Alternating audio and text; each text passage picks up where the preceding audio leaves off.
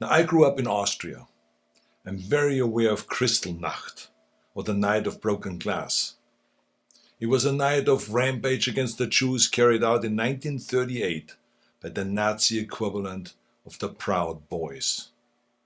Wednesday was the day of broken glass right here in the United States. The broken glass was in the windows of the United States Capitol.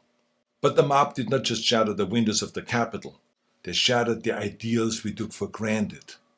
They did not just break down the doors of the building that housed the American democracy. They trampled the very principles on which our country was founded. Now, I grew up in the ruins of a country that suffered the loss of its democracy. I was born in 1947, 2 years after the Second World War. Growing up, I was surrounded by broken men drinking away their guilt over their participation in the most evil regime in history. Not all of them were rabid anti-Semites or Nazis. Many just went along, step by step, down the road. They were the people next door. Now, I've never shared this so publicly because it is a painful memory. But my father would come home drunk once or twice a week, and he would scream and hit us and scare my mother.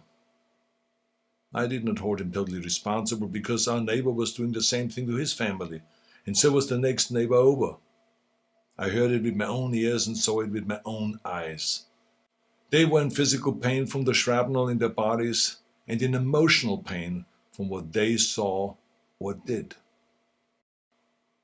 President Trump sought to overturn the results of an election, and of a fair election. He sought a coup by misleading people with lies. My father and our neighbors were misled also with lies, and I know where such lies lead. President Trump is a failed leader.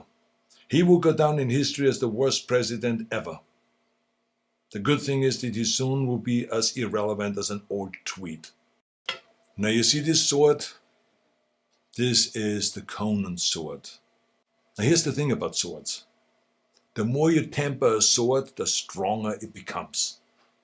The more you pound it with a hammer and then heat it in the fire and then thrust it into the cold water and then pound it again and plunge it into the fire and into the water, and the more often you do that, the stronger it becomes.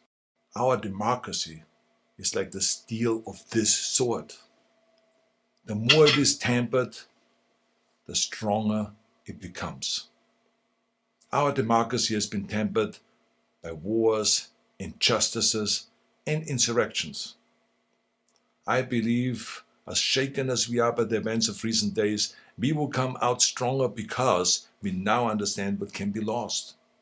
We need reforms, of course, so that this never ever happens again. We need to hold accountable the people that brought us to this unforgivable point. And we need to look past ourselves, our parties and disagreements, and put our democracy first. President-elect Biden, we stand with you today, tomorrow, and forever in defense of our democracy from those who would threaten it.